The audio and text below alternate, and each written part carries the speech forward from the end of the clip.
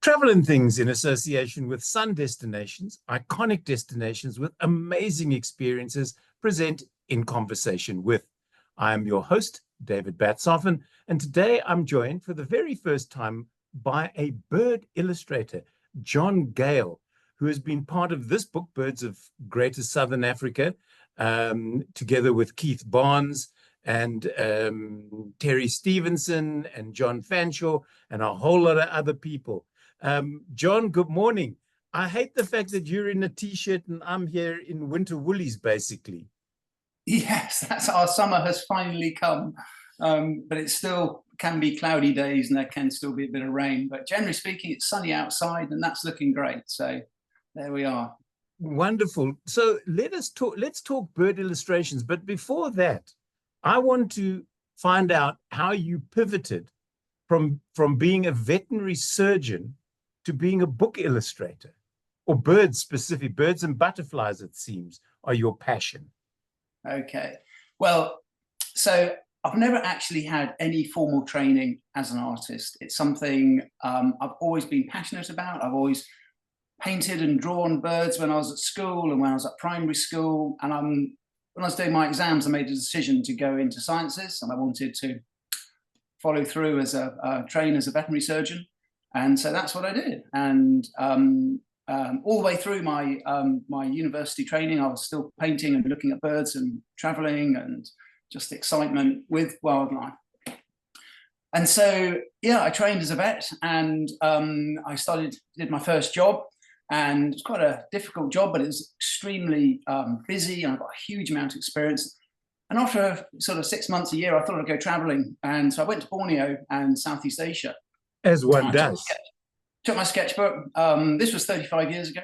And I filled up a sketchbook with drawings, very simple drawings of birds. And really funny in that a friend I was traveling with found some stag beetles and we wanted them identifying. So went to a bookshop in Mount Kinabalu and asked if they had any books on beetle identification. And I was told to go upstairs and see the guy who runs the bookshop. So I went up to see him, and big office, and on a big table he had a whole load of beautiful paintings of Paphlopedium orchids. And I said, my goodness, these are stunningly beautiful. And he said, you like them? And I said, yeah. He said, well, I did these. And I said, oh, fantastic. I said, well, tongue in cheek, remember, I've never had any training as an artist. I said, I'm an artist. I draw birds and I paint birds. And he said, really? He said, tell me what do you paint and how do you do it? And I said, well, I'm in Mount Kinabalu and I've been up Mount Kinabalu and I've been drawing the endemic birds. And anyway, he basically said he was looking for a bird. Would I go back to Kinabalu and paint all the birds of Mount Kinabalu in a publication? And so I said, yeah, let's do that. And so I went back to Sabah, and I spent 3 months up Mount Kinabalu, drawing, sketching, painting the endemic birds, and yeah, produced a book 18 months later from that. And ever since that, I've been working as a bird illustrator. I've always had projects on the go. Still got projects on the go. So for me, I've been very lucky. A fantastic opportunity. Just a question of being there at the right time, because how to get into that now. And it is literally just being there at the right time and tongue in cheek. Hey, crikey, I've trained as a vet. I've had no art training. Then to go back and dauntingly undertake 60 odd paintings. And yeah, that's it. That's how I did it. I mean, because Birds of Greater Southern Africa is a stunning volume. It really is. I interviewed Keith Barnes some weeks ago, and this is why we're chatting. But how does one go about doing? I mean, firstly, this is the cover of the book. Was there a lot of discussion as to what should be on the cover and why? So all the way through these projects, you're working with the authors and it's a teamwork. And so any project, you'll be presented with a list of illustrations, which the authors request. They want adult male, female, they want immatures, they want flight above and below, etc., etc. I think because we spend a lot of time, us artists, we spend a lot of time in the field. We want to make sure we know our subject. We research. The authors are very keen to hear our opinions as well. So there's an awful lot of discussion between us. So Keith's spec on this front cover was basically he wanted Cape Sugar birds, he wanted king proteus, and he wanted a mountain background, preferably could we try and do the Kirstenbosch. And that was the brief. So it is very up to me as to how I present it, what I do. I've been to the Kirstenbosch, I've seen Cape Sugar birds, I've got reference material of them. But I think what's so important is front cover is to have, it's got to have a wow impact. It's got to be it's got to be appealing. It's basically the presentation for the book. So they take a long time. It's not a question of just doing the design. Often the design stage it takes a long time. And yeah, that's the result. And I'm pleased with that one. I think it looks nice. It appeals to everybody botanically. Hopefully, it's botanically correct.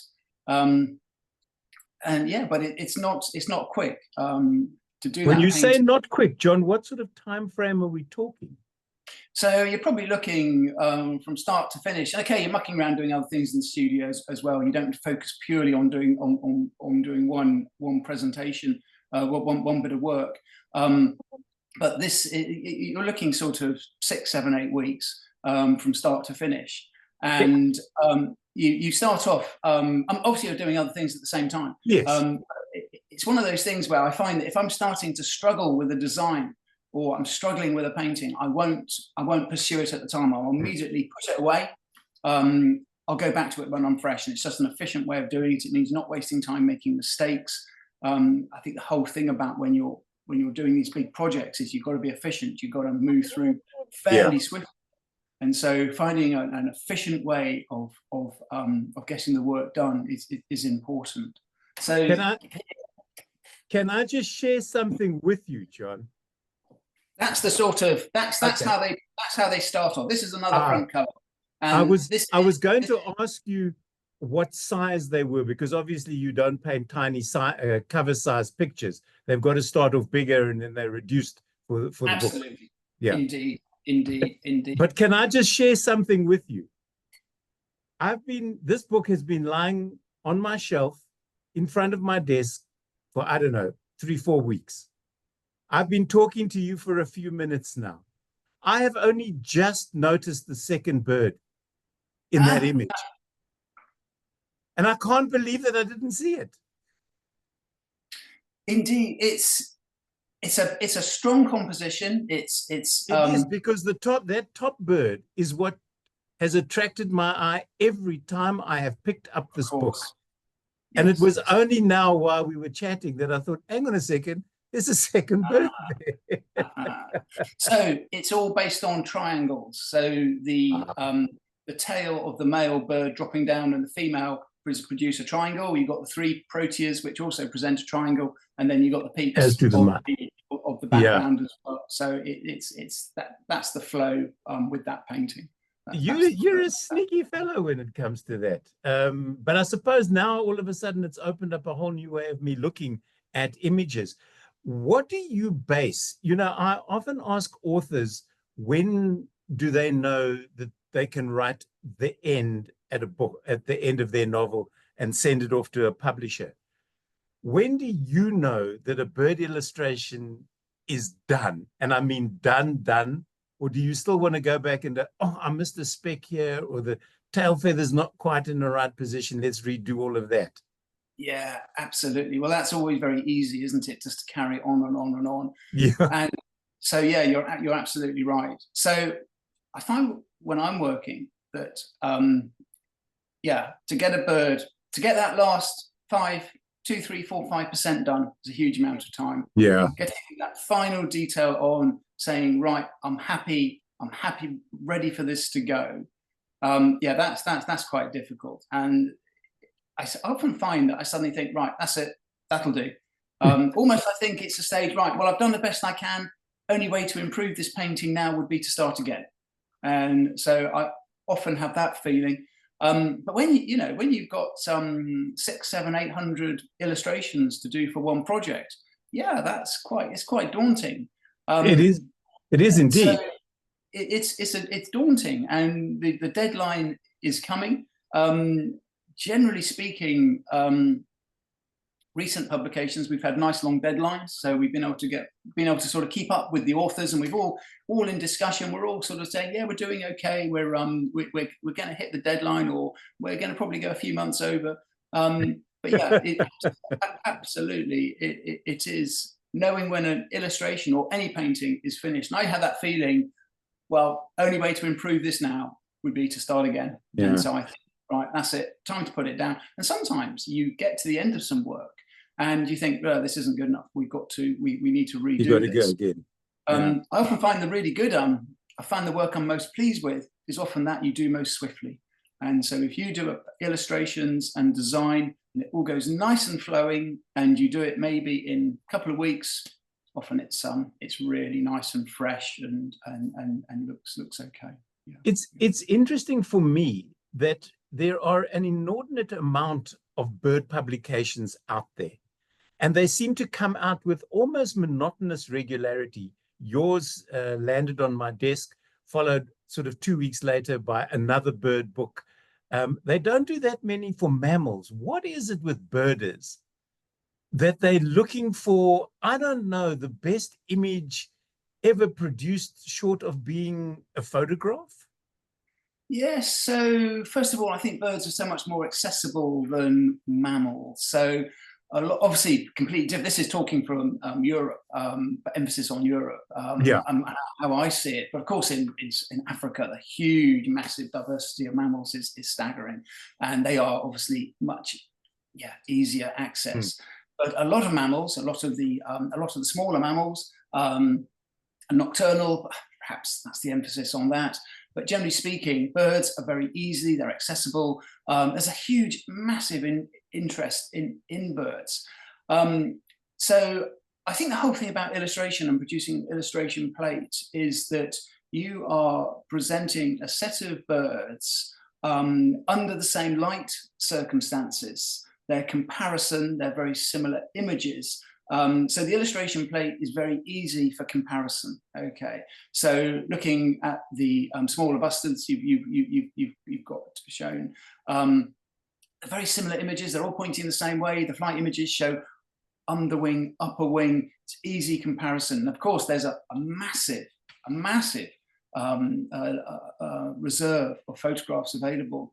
And of course, I assume that over the next few years, digital manipulation of photographs and AI will make so they can produce the perfect illustration image.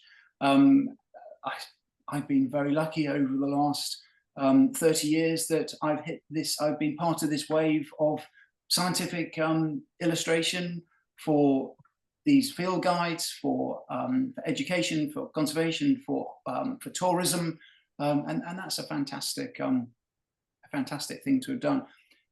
One of the reasons I went into bird illustration, when I went into veterinary work, I really wanted to work in wildlife conservation.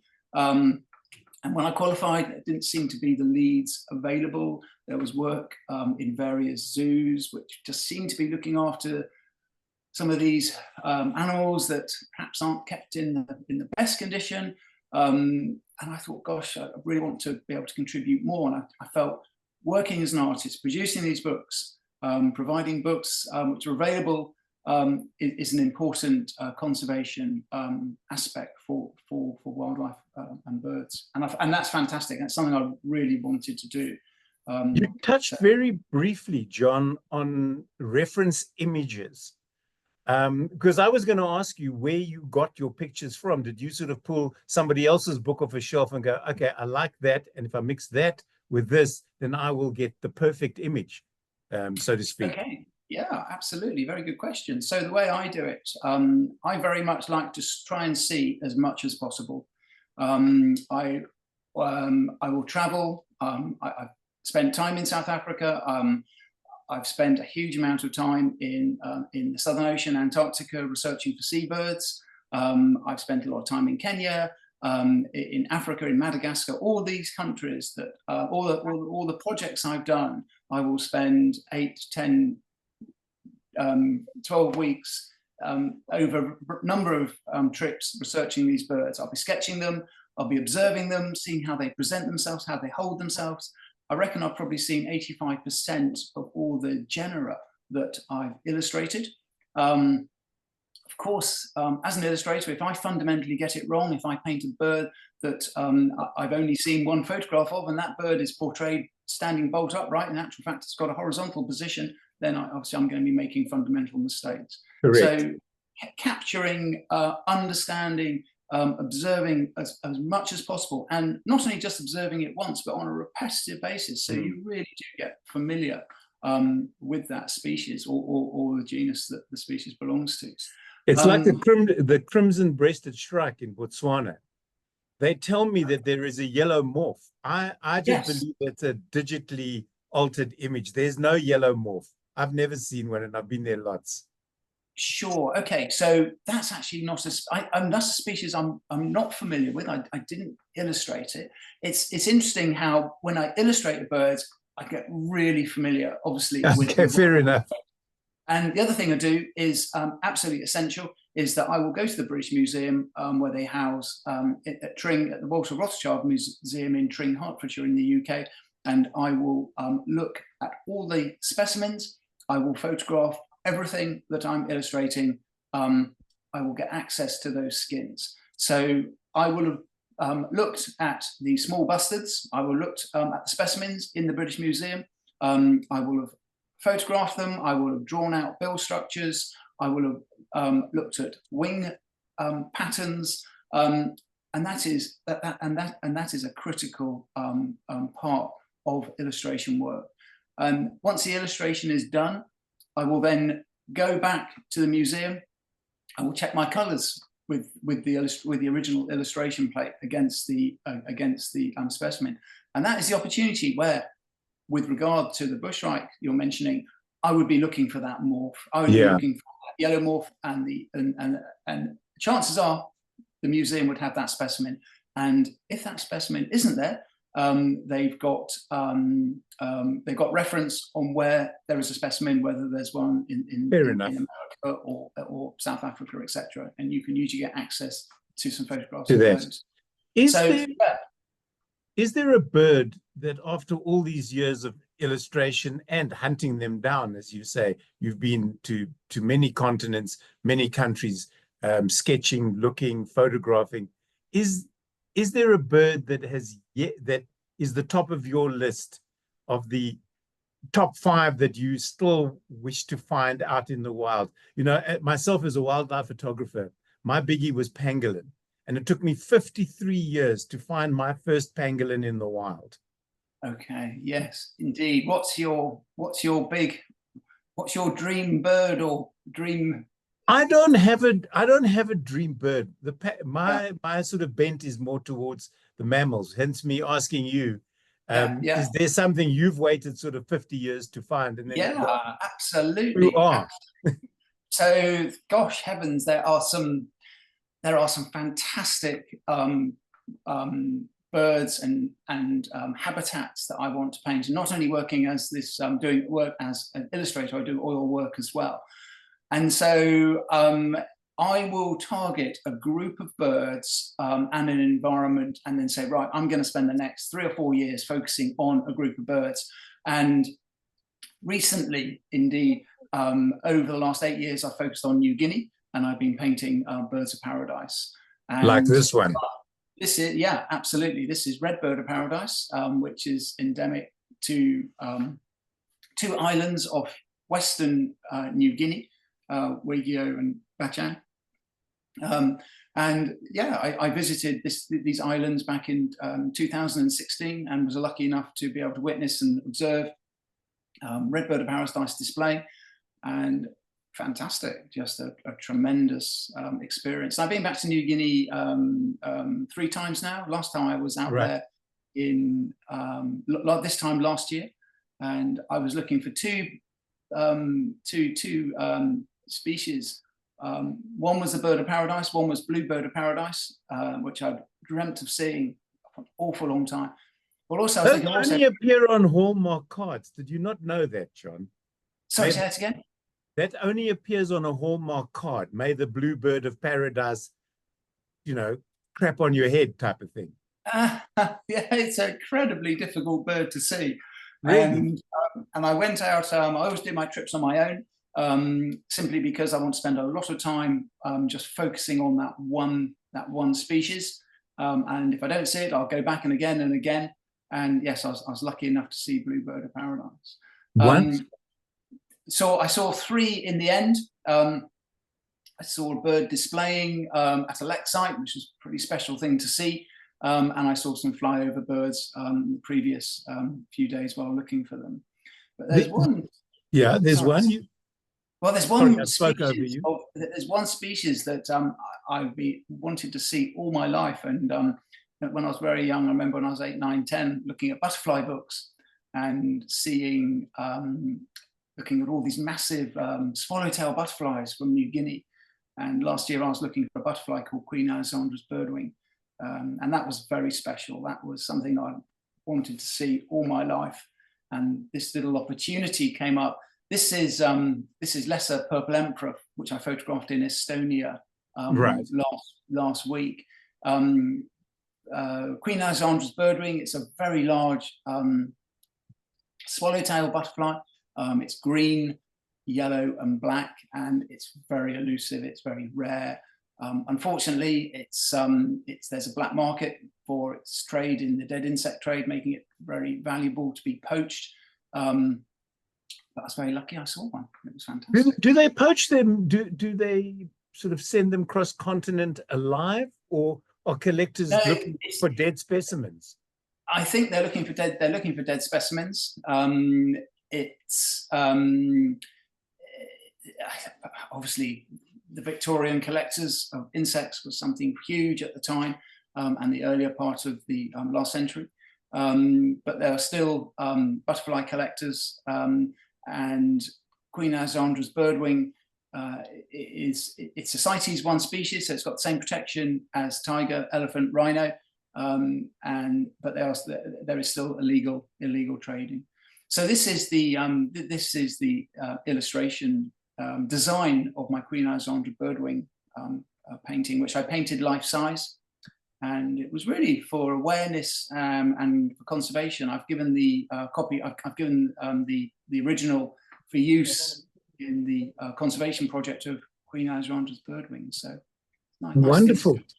How do people, if people are watching this and they've seen some of the work, and you showed me that one drawing a moment ago, and I see there's lots in your studio.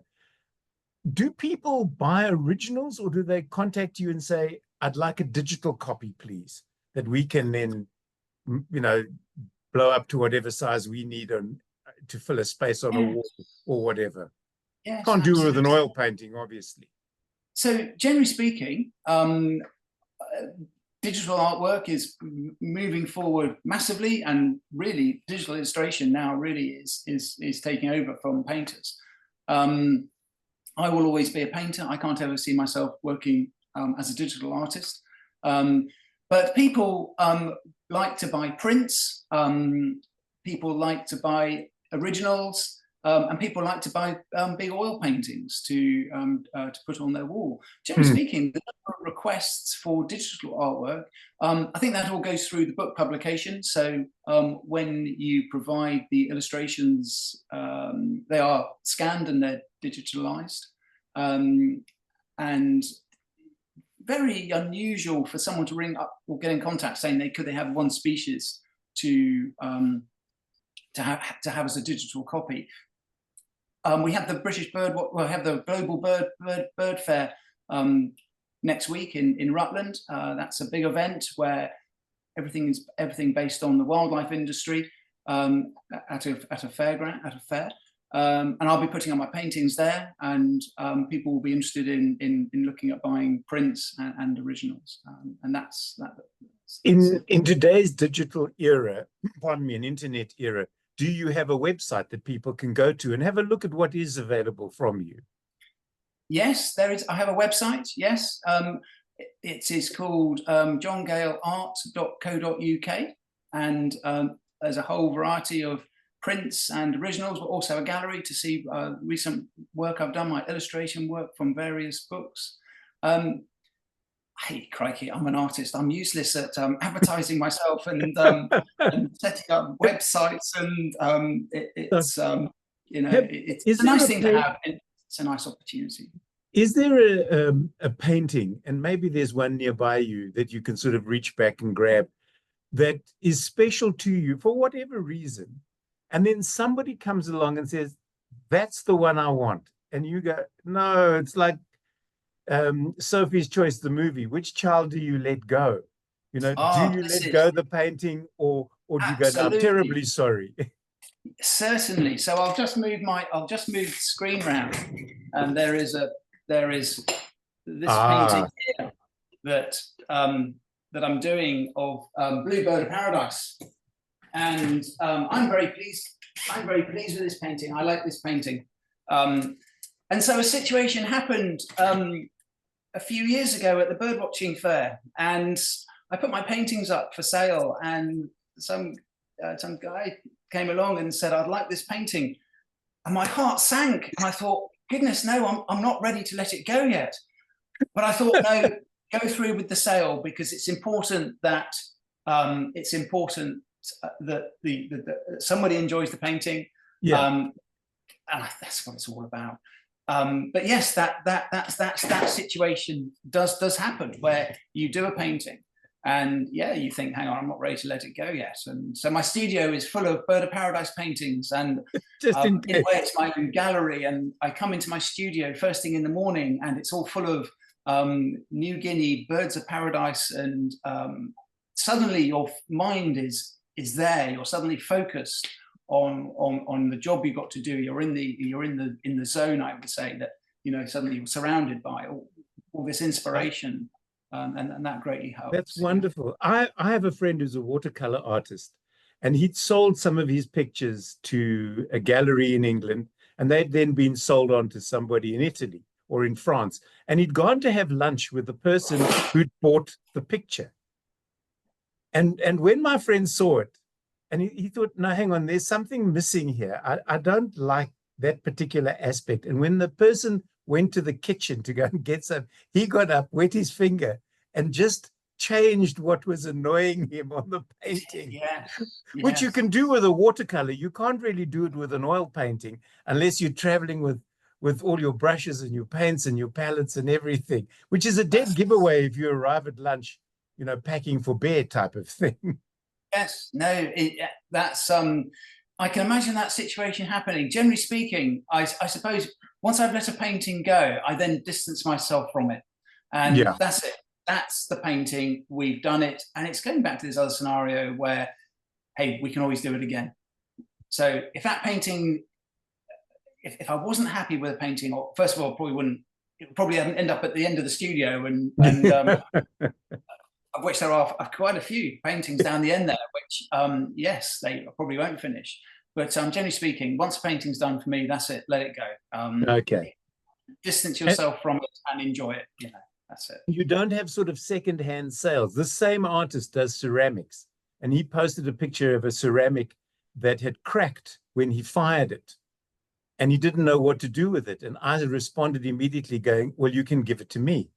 And he did, and it hangs on my wall together with 4 others that we bought from him. Wonderful. Yeah. So maybe all your paintings at the back of your studio can be put on some sort of, when you can say it's a 50% off sale because you've only done 50% of the picture. Yes, no, absolutely. And sometimes I do that. And sometimes, if quite a few people come and visit the studio, and they often bring their children, and I often give little presents to some of the younger people to inspire them. Say, here you go, have a painting. take a painting home and put it on your wall and enjoy that. Yeah. And if one's, yeah, that's the sort of situation that I will give art away. Guys, And only a few times have I sold paintings that I myself have started again. So as a rejected painting, I very rarely, as I say, I've got a cupboard with a lot of illustration plates in that are half finished. That I think got halfway through and thought, no, we've got to start again.